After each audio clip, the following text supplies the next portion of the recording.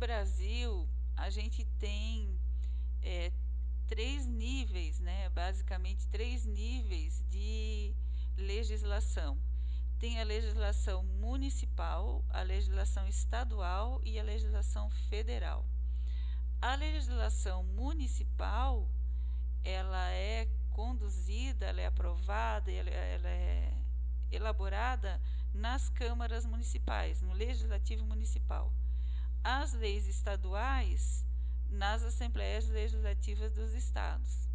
E as leis federais, na Câmara Federal e no Senado Federal, que compõe o Congresso Nacional, que é a instância do legislativo a nível federal, né? E é bem interessante a gente entender um pouco o funcionamento disso, né? Então, como é que uma lei é proposta? Tem diferentes maneiras. Uma lei pode nascer por iniciativa de um parlamentar, de um deputado federal, uma lei federal, né? Ou de um senador, um grupo de senadores, um grupo de deputados, ou por iniciativa popular, que um grupo de pessoas vai conseguindo apoio, vai conseguindo assinaturas e encaminha projeto de lei para ser apreciado pelo Congresso Nacional, né? Então, aqui explica os passos para que uma proposta vire uma lei. Então, tem a formação de comissões, depois tem se nasce no Senado, tem que ser aprovado no Senado, depois vai para a Câmara Federal. Se for aprovado para a Câmara, mas foi modificado, tem que voltar para o Senado. E no final tem que ter a sanção presidencial, né, no caso do presidente da República, se for uma lei federal, ele também, o final da aprovação cabe ao presidente da República e o presidente pode vetar artigos daquela lei, então ela tem que passar pelo voltar lá para a Câmara para aprovação e para o Senado para aprovação. Então é um processo longo, né? Um processo complexo, mas importante. É isso que dá a segurança jurídica, né? Para o Brasil. A gente tem um país democrático e é assim que as coisas funcionam, por as leis sendo aprovadas e discutidas no âmbito do Congresso Nacional, tratando-se de lei federal. Então, eu gostaria que vocês lessem com bastante atenção esse texto, porque explica muito bem como é que as coisas acontecem. Depois de uma lei ainda aprovada, ainda tem um decreto que regulamenta essa lei. Vamos dizer que tem detalhes administrativos, detalhes que precisam ser elucidados. Então, existe um decreto que vai regulamentar aquela lei. Por exemplo, o Conselho Nacional do Meio Ambiente, que a gente vai ver, a composição, quem são os membros que compõem esse conselho. Teve na regulamentação da lei um decreto do presidente da República estabelecendo a composição. Então, quando tem detalhes a serem esclarecidos, vem um decreto que regulamenta a lei. Uma coisa importante é que uma lei estadual, ela pode ser mais rigorosa do que uma lei federal tratando do mesmo tema, mas ela não pode ser mais branda. A mesma coisa, uma lei municipal, ela pode ser mais rigorosa do que uma lei estadual, ela pode ser mais rigorosa do que uma lei federal, mas ela não pode ser mais branda do que essas leis no âmbito superior. Porque se uma lei estadual for mais branda, tratando do mesmo assunto, for mais branda, menos restritiva do que uma lei federal, ela vai contra a Constituição do Brasil. Então, não pode. Uma lei estadual pode ser mais rigorosa, mas não pode ser mais branda que uma lei federal. Uma lei municipal pode ser mais rigorosa que uma lei estadual, mais rigorosa que uma lei federal, mas nunca pode ser mais branda do que as leis dessas instâncias. Eu também achei importante trazer informações sobre o Ministério Público, né? porque o Ministério Público ele é uma instituição que tem como objetivo fiscalizar o governo. É uma instituição que existe apenas em países democráticos, né? No caso do Brasil, o Ministério Público teve regulamentação na Constituição Federal de 1988, e é interessante porque é órgão público, é órgão que recebe apoio, né, salários e recursos do poder público para fiscalizar o poder público, para fiscalizar os atos dos governantes. Então é interessante a gente saber que existe isso, né? Os governantes são fiscalizados para ver se eles cumprem a lei por um órgão chamado Ministério Público. Então, de acordo com a Constituição, o Ministério Público tem como função a defesa dos direitos sociais individuais, a defesa da ordem jurídica, a defesa do regime democrático. Então, são órgãos que fiscalizam a ação dos governantes. E daí a gente tem o Ministério Público da União, e vinculado a esse Ministério Público da União, então tem 4: o Ministério Público Federal, o Ministério Público do Trabalho, o Ministério Público Militar e o Ministério Público do Distrito Federal e Territórios. E nos estados também, então cada estado tem seu Ministério Público Estadual, tem 26 Ministérios Públicos no Brasil, né? Então, a função do Ministério Público é fiscalizar o cumprimento das leis pelos nossos governantes. Antes de começar a falar da Política Nacional do Meio Ambiente, que é uma lei que a gente vai ver que foi aprovada em 1981, eu queria comentar antes sobre o polo petroquímico de Cubatão e os problemas que a implantação desse polo petroquímico trouxe para aquela região, os problemas ambientais e de saúde pública, né? Cubatão é uma cidade de São Paulo que fica próxima à cidade de Santos, onde tem o maior porto do país, e a gente vê aqui no mapa que é uma região com muitos recursos hídricos, né? O lençol freático bem aflorante, muitos córregos, muitos rios, próximo do mar. É uma planície, aqui nas fotos dá para ver uma planície muito extensa, e ao fundo então tem a Serra do Mar. Por que se instalou ali? Por ser uma região estratégica, é próximo do maior polo consumidor do país, que é a cidade de São Paulo, né? Subiu aqui a Serra do Mar, quem conhece um pouco, sobe ali a rodovia Imigrante, já chega rapidamente na cidade de São Paulo. É um lugar muito estratégico para se ter um polo industrial. O que é um polo industrial petroquímico? É um local onde se tem o petróleo chegando bruto, ele é processado numa refinaria, e aí o refino do petróleo gera frações, gera um conjunto de materiais que vão ser processados em outras indústrias, por isso que é um polo industrial grande, né? Vai ser processado em outras indústrias que vão gerar matérias-primas, por exemplo, a indústria de plástico, é dali que sai o polietileno, né? O polímero que vai ser usado em diversos tipos de plástico, polipropileno, butadieno, politereftalato, ou seja, são indústrias que aproveitam a matéria-prima que sai do petróleo para reprocessar e processar e obter e fornecer então matérias-primas industriais para as indústrias de plástico e outras indústrias que dependem inicialmente das frações obtidas do petróleo.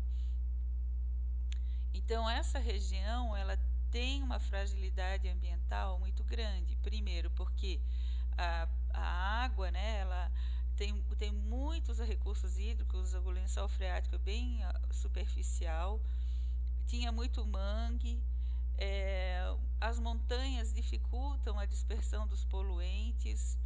E o que aconteceu ali? Aconteceu um verdadeiro desastre que ficou conhecido no mundo inteiro. Em 77, a cidade de Cubatão foi eleita a mais poluída do mundo. E como os empregados das indústrias queriam ter proximidade do emprego, eles começaram a construir comunidades próximas do polo industrial, próximo das indústrias. teve uma comunidade que ficou famosa, a Vila Paris, que ficava muito próxima. Aqui nessa foto dá para ver ali as casas próximas já das chaminés das indústrias, né? E então a chuva ácida, era relatado os fenômenos como chuva ácida, né? As montanhas ali, a vegetação já sofrendo os efeitos da chuva ácida, altos índices de doenças respiratórias na população. E em 1981 chamou atenção porque estudos epidemiológicos demonstraram que muitas crianças estavam nascendo com malformações, anencefalia, né, e malformações do sistema nervoso, principalmente nesse bairro que ficava mais próximo. Por quê? Porque depois foi-se realizar estudos na região e viu que o ar, o solo, a água, o ambiente estava extremamente contaminado por produtos industriais perigosos, justamente por essa característica do local em que o polo petroquímico foi implantado, e mais ainda porque tem esse conjunto de comunidades que se instalaram muito próximas, né? Então as pessoas estavam ali expostas a um nível muito alto de poluição. Os problemas, então, não só de Cubatão, mas em diversas outras áreas do país, demonstraram que havia necessidade de uma melhor regulamentação, de um maior controle sobre a implantação de empreendimentos potencialmente poluidores no país, né? Por isso, então, aprovou-se em 1981 a Lei 6938, de 31 de agosto de 81, que estabeleceu a Política Nacional do Meio Ambiente.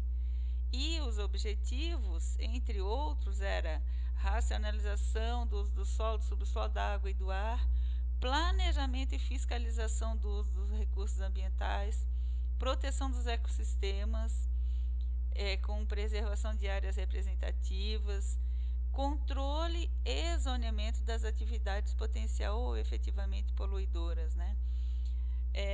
Acompanhamento do estado da qualidade ambiental, recuperação de áreas degradadas. Então, foi uma resposta, e eu diria até uma resposta um pouco atrasada, aos problemas que só vinham crescendo no país devido à falta de controle e de acompanhamento das atividades potencialmente poluidoras que estavam instaladas no país. No artigo 6º, a Lei 6938 de 81 estabeleceu, então, os responsáveis, os órgãos públicos responsáveis pela proteção e melhoria do meio ambiente, que fariam parte do Sistema Nacional do Meio Ambiente, o SISNAMA.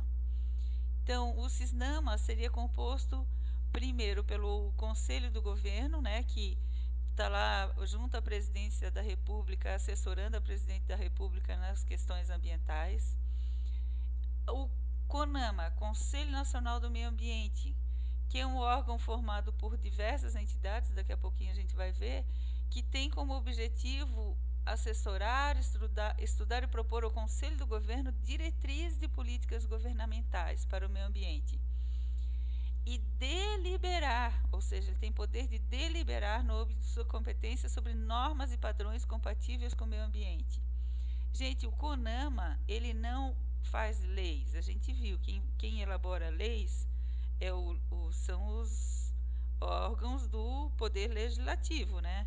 A Câmara Municipal, no nível de município, a Assembleia Legislativa no âmbito estadual, e a Câmara Federal e o Senado no âmbito federal. Não, o CONAMA não faz lei. O que o CONAMA tem poder de fazer e ele delibera sobre isso são normas na área ambiental que não podem se sobrepor a leis, né?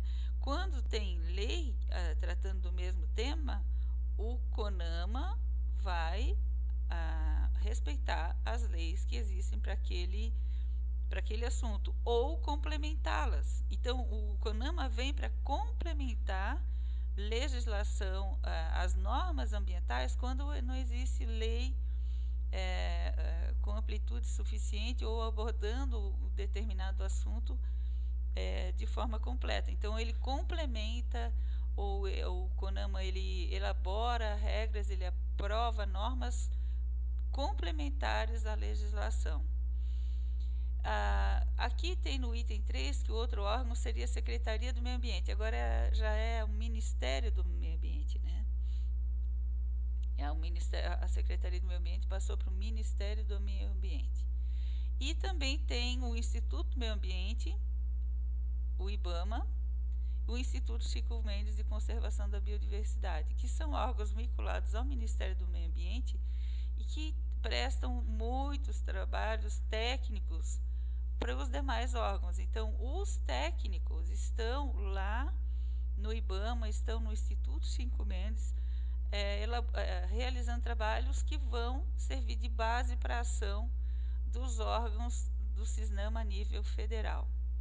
A gente vai ver que eles assessoram o CONAMA, eles assessoram o ministro, assessoram a presidência da República, porque o IBAMA e o Instituto Chico Mendes são onde estão os técnicos, com conhecimento técnico para ajudar a elaborar tudo isso, as normas e o cumprimento das normas na área ambiental, né? E fazem parte do CISNAMA os órgãos estaduais. Gente, todo estado tem que ter um órgão estadual de controle ambiental. Todo estado tem que ter. Mas nem todo município tem. Então a gente vai ver, quando a gente for estudar lá o licenciamento ambiental, quando o município não tem um órgão específico para controle ambiental, todos os procedimentos são coordenados pelo órgão estadual. Então, também é previsto que os estados vão ter o poder de elaborar regras locais, né, complementares às normas nacionais.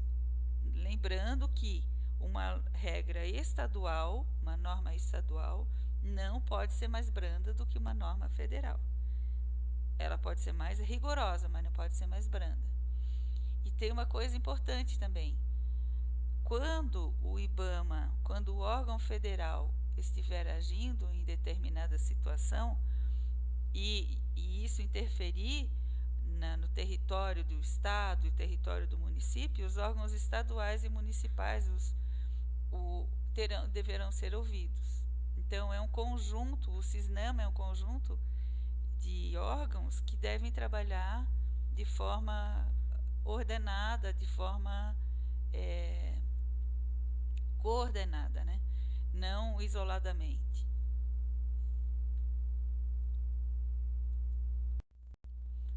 Também, continuando, então, os municípios também podem elaborar as suas normas, né, próprias, desde que respeitem as normas dos padrões federais e estaduais. Respeitem e podem torná-los no seu território mais rigorosos, como a gente já estava falando, né?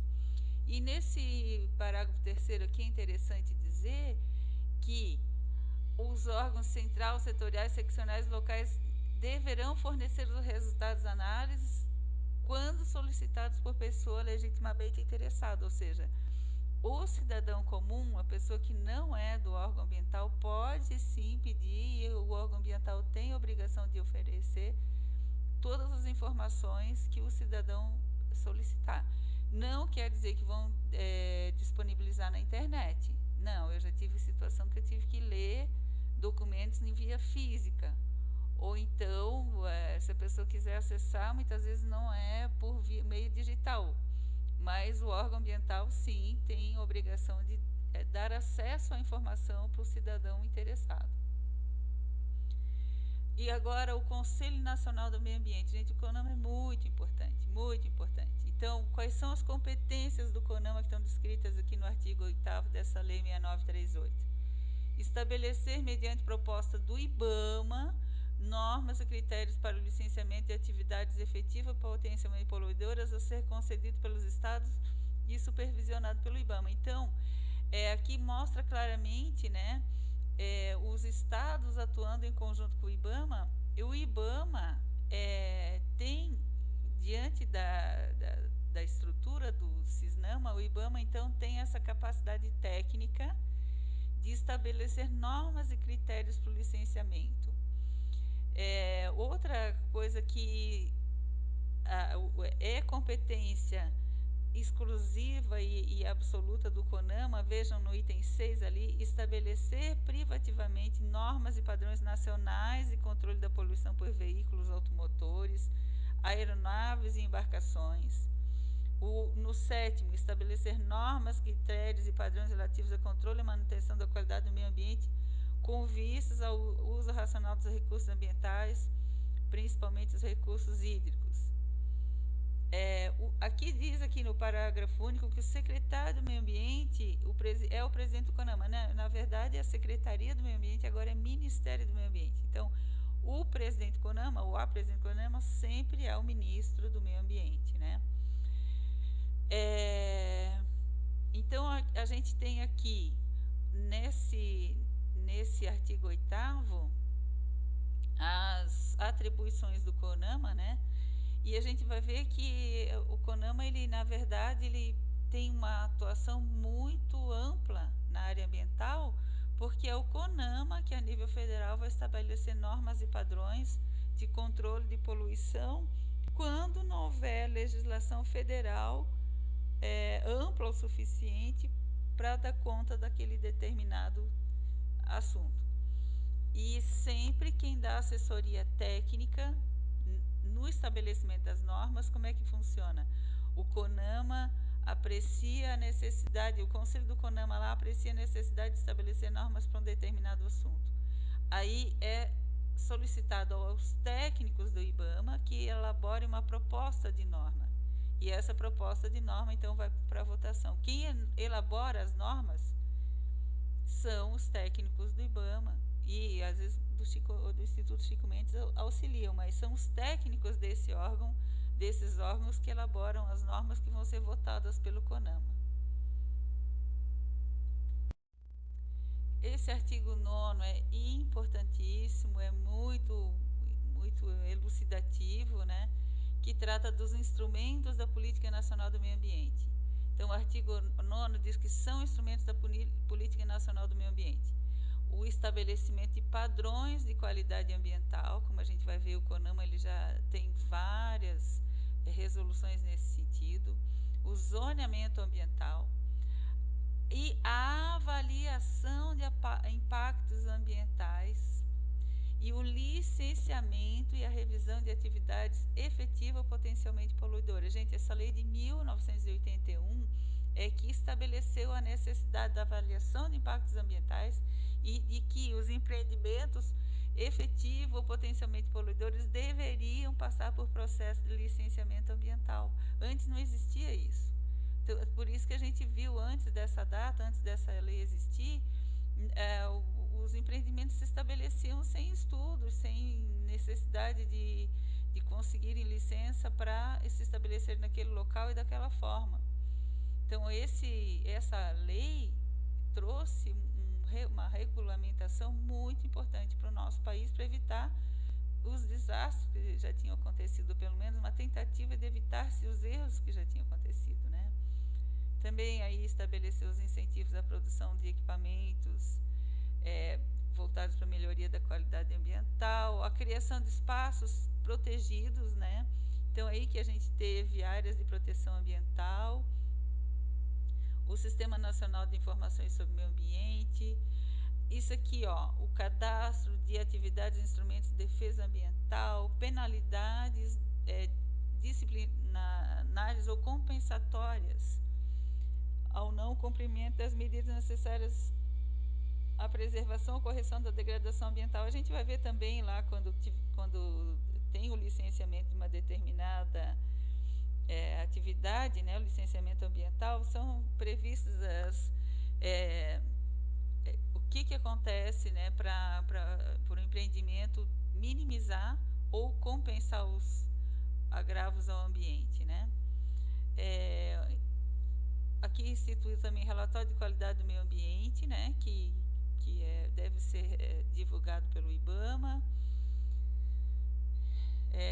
Informações sobre o meio ambiente, que o órgão público deve manter esses relatórios. A gente tem vários relatórios realmente em diversas áreas, né, disponibilizados lá no portal do Ministério do Meio Ambiente. Cadastro técnico federal de atividades potencialmente poluidoras ou utilizadoras de recursos naturais. E alguns instrumentos econômicos para compensar, né, pagamento por serviço ambiental. E tudo isso a gente vai ver em aulas próximas. Esse artigo 10 da Lei 6938 de 81 trouxe bastante ênfase e clareza para que a construção, instalação, ampliação e funcionamento de estabelecimentos e atividades utilizadoras de recursos ambientais efetiva ou potencialmente poluidores ou capazes, sob qualquer forma de causar degradação ambiental, dependerão de prévio licenciamento ambiental. Gente, isso não existia antes, tá? E isso está sendo instituído em 1981 pela Lei 6938. Como a gente viu no caso de Cubatão, a falta de estudos, a falta de um processo de licenciamento ambiental gerou um grande desastre. E não foi só em Cubatão, foi em vários lugares do Brasil, tinham situações muito complicadas. Por quê? Porque não houve nenhum trabalho prévio antes de instalar o empreendimento naquele local para verificar a sua viabilidade e as condições que seriam adequadas para que aquele empreendimento causasse o menor dano possível ao ambiente e à saúde pública, né? No artigo 11 está definido que o IBAMA deve propor ao CONAMA normas e padrões para implantação, acompanhamento e fiscalização do licenciamento previsto no artigo anterior, além das que forem oriundas do próprio CONAMA. Então, o IBAMA, ele presta assessoria técnica como a gente vai ver nas normas de licenciamento ambiental. O IBAMA é o órgão técnico que vai fornecer subsídios e normas para o licenciamento ambiental dessas atividades efetivas ou potencialmente poluidoras. No artigo 12 também estabeleceu que não podem receber benefícios de financiamento e incentivos fiscais, incentivos governamentais, os empreendimentos sem que eles tenham as devidas licenças ambientais, ou seja, só pode receber financiamento, só pode receber incentivo governamental aquela empresa que tiver com o seu processo de licenciamento ambiental aprovado. E aqui está escrito que as entidades deverão fazer constar nos projetos a realização de obras e aquisição de equipamentos destinados ao controle da degradação ambiental. Isso no próprio licenciamento ambiental já é exigido, né? São os procedimentos para minimizar e compensar os danos ambientais. Se houver degradação ambiental, em descumprimento da lei, além do que é previsto na legislação federal, estadual e municipal, essa lei já previu a aplicação de multas, a perda ou restrição de incentivos e benefícios fiscais concedidos pelo poder público, perda ou suspensão de participação em linhas de financiamento, em órgãos de crédito oficiais e até a suspensão da sua atividade. Agora também fala que o poluidor é obrigado a indenizar ou reparar os danos causados ao meio ambiente e a terceiros afetados por sua atividade. E cabe ao Ministério Público que vai acompanhar esse processo e propor ação de responsabilidade civil e criminal por danos causados ao meio ambiente e também acompanhar o processo de indenização, né? No caso da omissão de autoridade estadual e municipal, caberá ao secretário, o ministro do Meio Ambiente, quem vai ter que cuidar disso, então. Na verdade, nós temos visto aí grandes desastres no Brasil, grande desastre de Mariana, grande desastre de Brumadinho, outros grandes desastres também que já fazem mais tempo. E, infelizmente, esses processos para indenizar a população afetada, indenizar até o próprio poder público, né, que as áreas de proteção ambiental, eles são processos nem sempre adequados e muitas vezes as vítimas não são compensadas nas suas perdas, né? Eu achei interessante trazer aqui que o IBAMA ele cobra uma taxa de controle e fiscalização ambiental, TCFA, que deve ser paga até 31 de março de cada ano. E aí eu peguei aqui a lista das empresas, do tipo, da natureza de empresa que tem que apresentar, que tem que pagar essa taxa.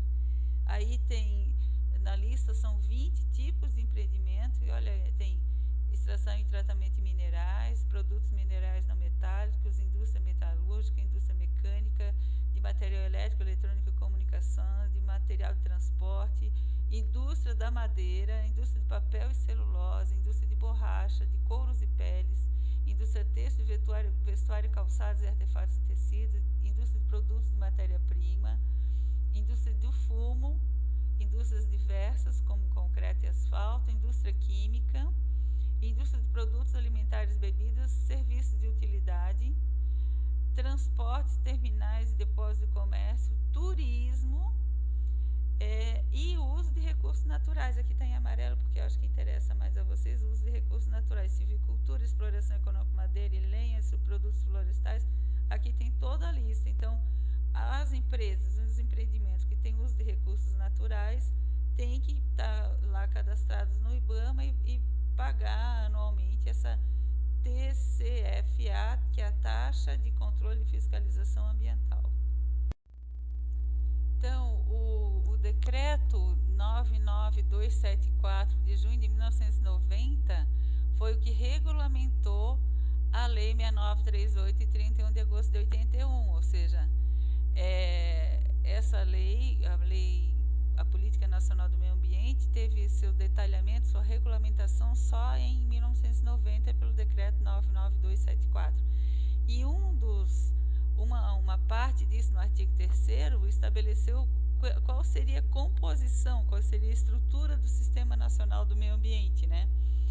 E aqui consta, então, qual seria a representação dentro, né? Então, integram o plenário do CONAMA, o secretário do Meio Ambiente, que o presidirá. Como eu falei, o secretário do Meio Ambiente hoje é o ministro do Meio Ambiente, que é o presidente do CONAMA. E assim vai, o presidente do IBAMA, um representante de cada um dos ministros, e assim vai. E aí, um representante de cada governo estadual, do Distrito Federal, um representante de cada uma das entidades, Confederação da Indústria, dos Trabalhadores da Indústria, do Brasileiro de Siderurgia, Engenharia Sanitária, 2 representantes de cada do presidente da República, constituídas para a defesa de recursos naturais, 2 representantes legalmente dessas instituições, um representante de cada região geográfica do país, né? E assim, com um mandato de 2 anos cada um. Isso era o que dizia o decreto de 1990. Então, tinha uma mistura de governo federal, estadual, representantes das empresas e representantes da sociedade civil. Causou bastante polêmica o decreto 9806 de 2019, que o presidente da República, o presidente Jair Bolsonaro, modificou a composição do IBAMA por esse decreto, do CONAMA por esse decreto. Ele diminuiu o número de representantes, a gente vê aqui representantes dos governos, 4 representantes apenas de entidades ambientalistas e mais representantes das empresas, né, da indústria. Então vejam que a representação ficou muito focada em governos e nos representantes do setor produtivo, enquanto que diminuiu bastante a participação dos representantes da sociedade civil, né?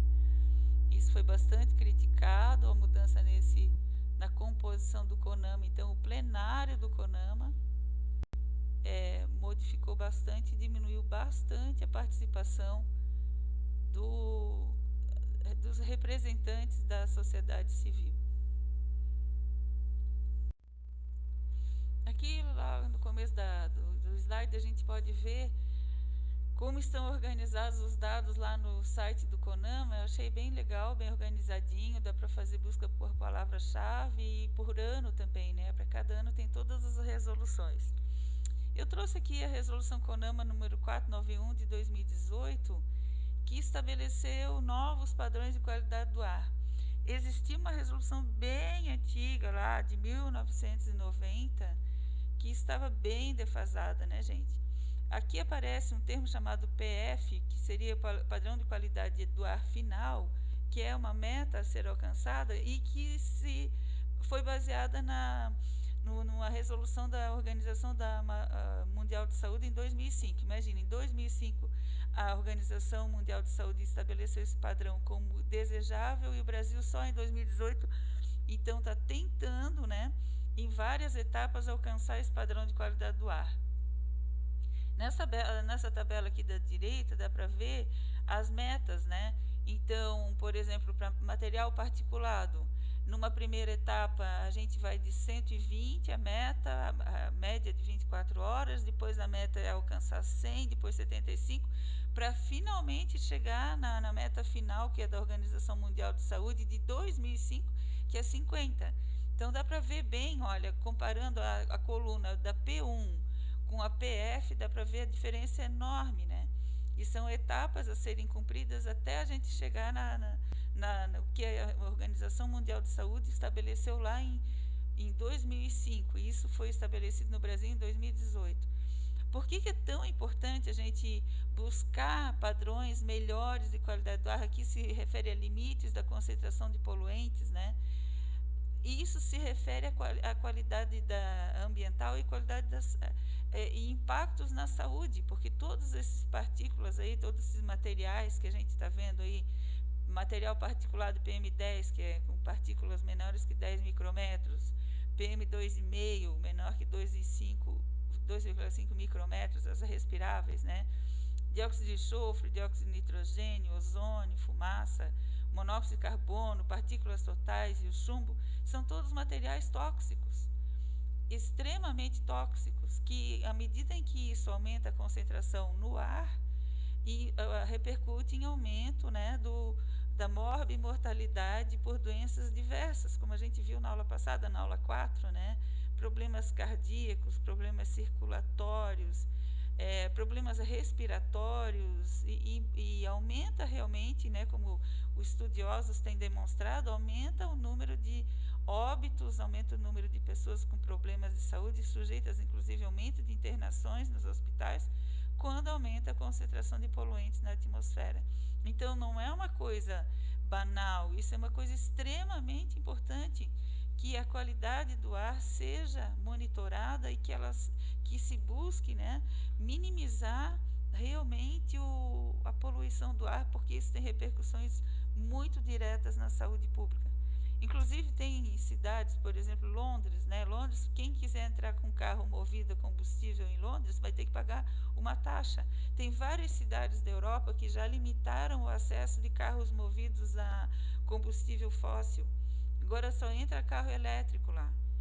Isso é uma coisa que à medida em que os carros forem melhorando ou ampliando a frota de carros elétricos, né, sem emissão de poluentes, também o controle de poluição de fontes fixas, isso vai melhorar muito a qualidade do ar. E é importante que as repercussões na saúde pública são diretas, né, como a gente já viu em outras aulas aí, realmente é muito sério isso. Dependendo da cidade, dependendo da localização, dependendo da geografia e das condições atmosféricas, a gente tem realmente grandes desastres. Pessoas adoecendo, pessoas morrendo e não se sabe que é por causa disso. E aqui nessa tabela de baixo tem quando é que são decretados os níveis de atenção, alerta e emergência. O que é isso? Quando a poluição aumenta tanto que é necessário que as autoridades tomem medidas urgentes para evitar danos maiores à saúde pública. Então, a gente tem os parâmetros que são monitorados nesse caso, né? SO2, material particulado, CO, O3, NO2. Então, quando uma das concentrações é ultrapassada, já se tem então livre atenção, alerta ou emergência, crescendo a preocupação. Por exemplo, por que existe o rodízio de carros em São Paulo? O rodízio é uma tentativa de diminuir a quantidade de carros em circulação, diminuir a poluição atmosférica, principalmente naqueles momentos críticos e no inverno. Muitas vezes aumenta os números de carros que estão sujeitos a não sair de casa pelo final da placa. Por quê? Porque quando aumenta muito a poluição do ar, as autoridades tomam essas medidas para minimizar a poluição e assim minimizar os problemas de saúde pública. Isso aí é de responsabilidade do governo municipal para monitorar a qualidade do ar, né? São Paulo tem vários locais em que o ar é coletado e monitorado, a qualidade, a concentração desses poluentes. No Rio de Janeiro também, várias cidades têm monitoramento para tentar justamente tomar medidas caso seja necessário para defender a saúde da população em situações em que a poluição alcança níveis que decididamente, claramente, comprovadamente causam danos à saúde pública diretamente, né? Dentre tantas resoluções do CONAMA, que daqui a pouquinho eu vou citar mais algumas, mas uma que me chamou muito a atenção foi a resolução CONAMA 316 de 2002. Gente, essa resolução me deixou muito chateada, muito arrasada, muito preocupada, porque foi a resolução que permitiu a instalação de incineradores de resíduos sólidos urbanos no Brasil. Eu considero isso muito irresponsável, muito triste, muito perigoso. Já vou explicar por quê. Porque a gente já viu em outras aulas, inclusive vai ver de novo, que a queima, por exemplo, do PVC, material clorado, né, cloreto polivinil, a queima do PVC a uma temperatura inferior a 1.200 graus gera dioxinas e furanos, que são os piores venenos que já foram produzidos pelo ser humano, sem querer, né? Eles são teratogênicos, até hoje fazem crianças nascerem com malformações terríveis no Vietnã, né, por causa do agente laranja. São cancerígenos, alteram o sistema hormonal, imunológico, ou seja, são muito perigosos. E quando a gente tem resíduo sólido urbano, eu gostaria de esclarecer isso, o resíduo sólido urbano, a gente não sabe o que tem ali. Quem é que sabe qual é a composição do lixo que sai da sua casa cada vez? Não tem, é muito variável. Como é muito variável, é muito difícil ter uma condição ideal de queima. É diferente, por exemplo, de um resíduo perigoso, um resíduo, vamos dizer, um policlorado perigoso lá, que é uma composição fixa. Na minha concepção, tem veneno que tem que ser queimado mesmo, tem que incinerar, mas dentro de condições conhecidas, condições padronizadas, é um combustível conhecido, fixo, não muda. É diferente queimar lixo urbano, gente. Lixo urbano vem melancia, vem batata, vem banana, vem plástico, vem tudo misturado.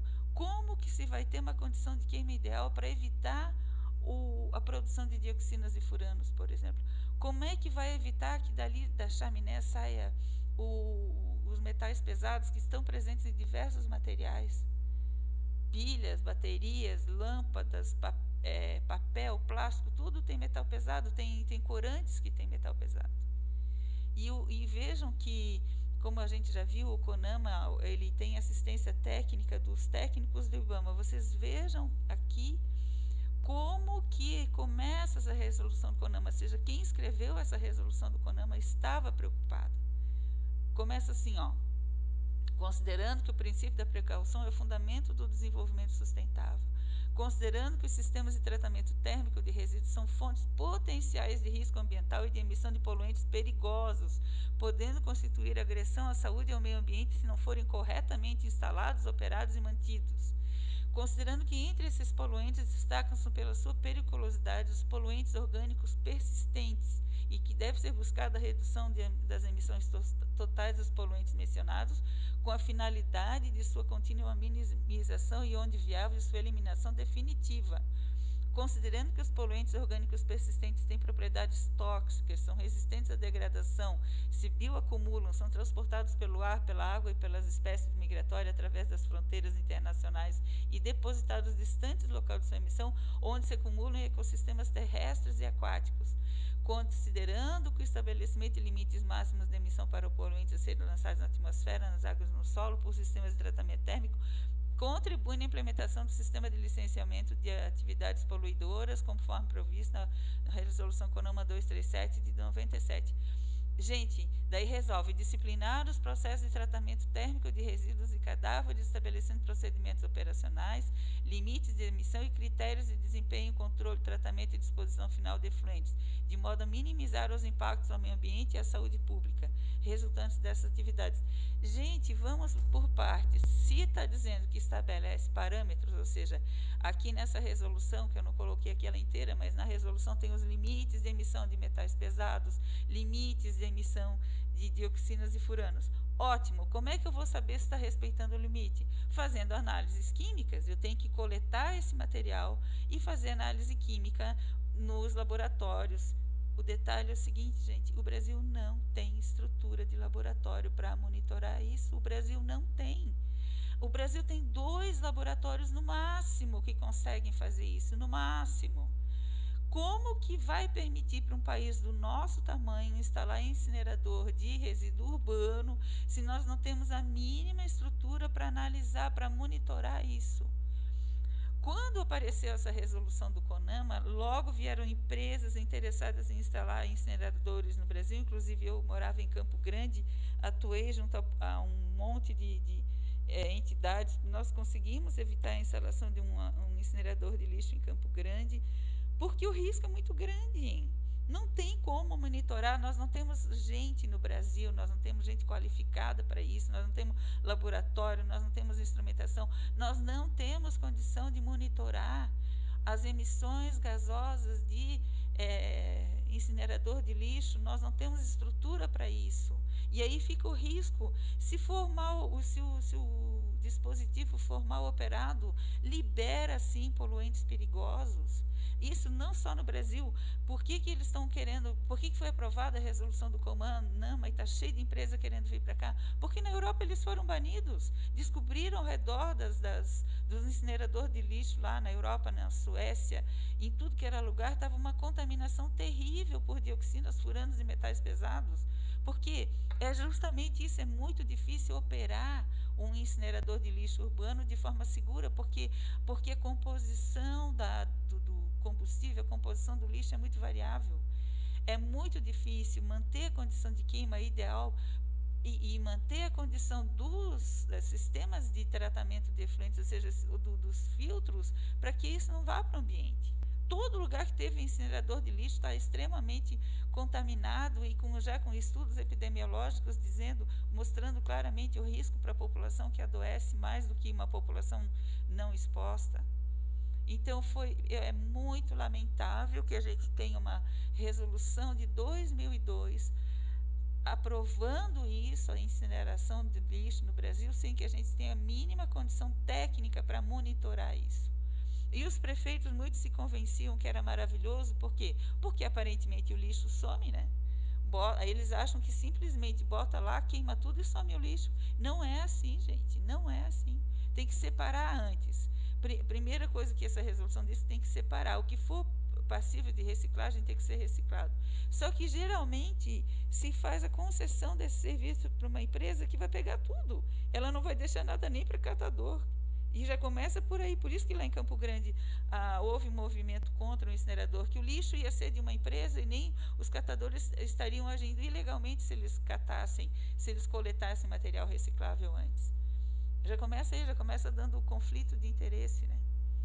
E agora eu trouxe aqui também a resolução de 2020, que permitiu a queima de resíduo urbano em fornos de produção de cimento. Forno de produção de cimento é uma temperatura alta. Mas o que preocupa não é isso, gente. Alguém aqui que mora perto de uma indústria de cimento sabe que é muito frequente ter problemas. Os sistemas de controle da poluição dessas empresas, eles são muito sofisticados. Por quê? Porque sai muito pó. Então, é comum a gente ver deposição de resíduos ao redor da região inteira. Eu já morei perto de uma fábrica de cimento, eu sei como é que é, e todo mundo que mora perto sabe. Tem hora que está tudo certo, mas daqui a pouco sai um monte de material particulado na atmosfera. Então, a preocupação é como é que vai ser no momento que eu estiver lá, queimando resíduo orgânico. Se o meu sistema, resíduo de lixo urbano, o meu sistema mal operado, pode acontecer e acontece com frequência, como é que fica a dispersão disso no ambiente? Como é que eu vou evitar a dispersão desses poluentes no ambiente?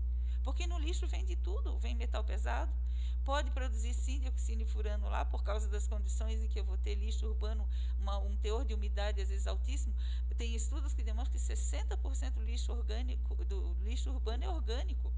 Então, se eu tenho 60% de lixo orgânico, eu tenho muita umidade ali.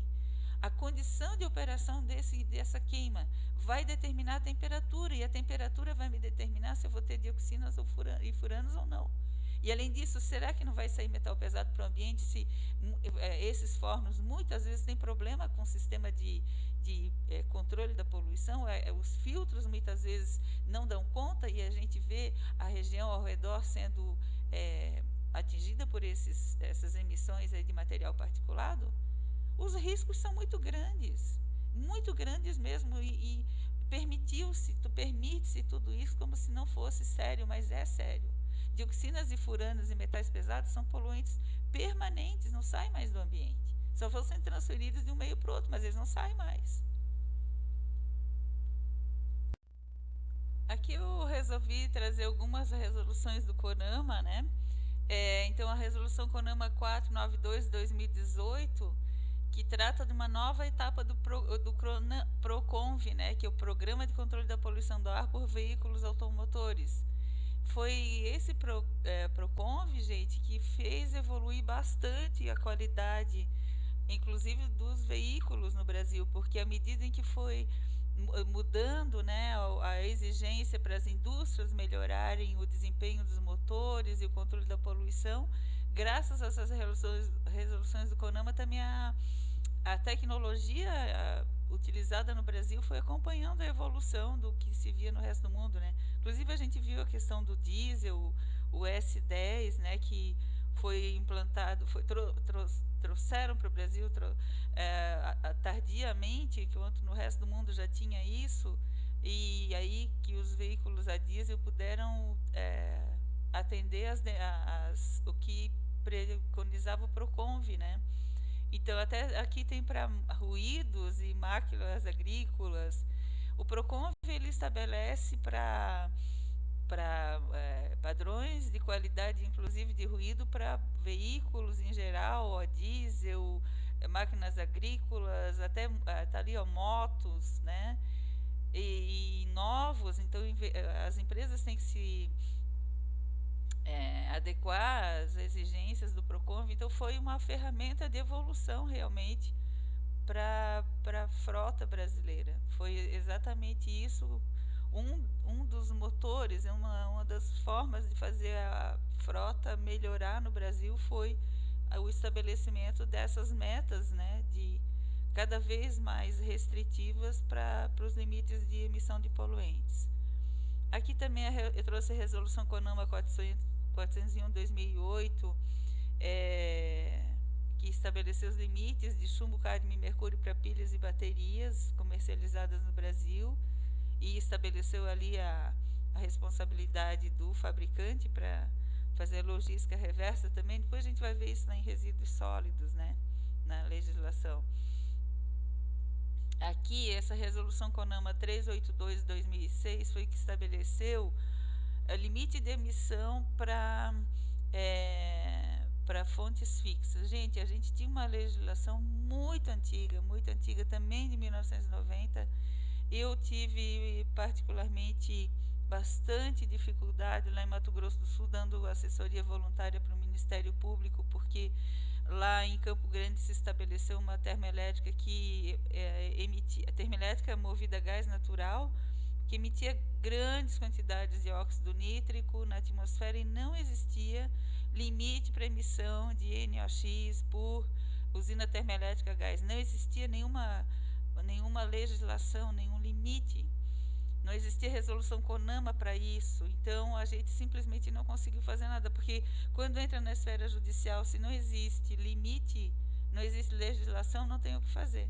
E, infelizmente, foi aparecer só em 2006. Eu acho que a gente até contribuiu, porque nós somos lá no final do processo lá de Campo Grande, que nós não conseguimos, nós fomos na OAB pedir ajuda, e a OAB então oficiou pedindo para o CONAMA, pedindo para a ministra do Meio Ambiente, na época era Marina Silva, pedindo para estabelecer uma legislação. Isso foi em 2003.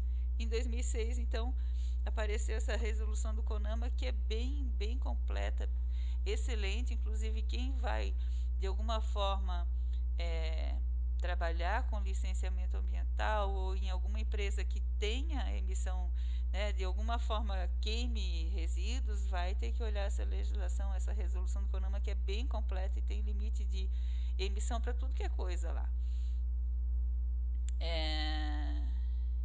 Esse aqui é o CONAMA 436/2011, que veio complementar essa de 2006 para aqueles que já estavam instalados, né?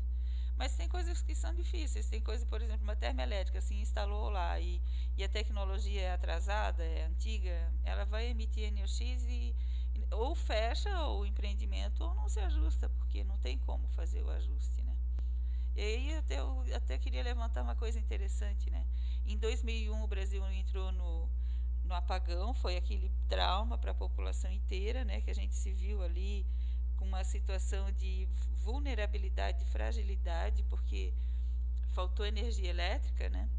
E aí, por coincidência, o gasoduto estava pronto, o gasoduto Brasil-Bolívia. Por acaso as termoelétricas estavam instaladas, por acaso já tinha sido feito contrato com as donas do gás natural, que não são bolivianas, né? São as grandes multinacionais do petróleo que são donas do gás boliviano.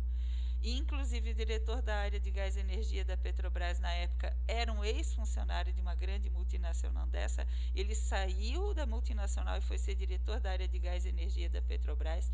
Foi essa pessoa que, então, fez os contratos de compra do gás natural, emergenciais, claro, tudo de uma forma muito boa para as empresas que vendiam, porque é um contrato tipo take or pay, quer dizer, paga mesmo sem usar. E depois veio a tal da lei do... Eu acompanhei muito isso, que eu ajudei lá o Ministério Público em ações relativas a isso. Depois veio a tal da lei do programa Luz para Todos, que tinha uma frase sobre Luz para Todos e o resto dizia o seguinte, que o consumidor pagaria pelo funcionamento das usinas termoelétricas, mesmo que elas não funcionassem, e o consumidor pagaria na conta de energia o gás natural, mesmo que não fosse usado. Isso está lá, gente, na lei que estabeleceu o programa Luz para Todos. E lá, inclusive, prevê essa história da banda vermelha, verde, amarela, isso aí está tudo previsto lá.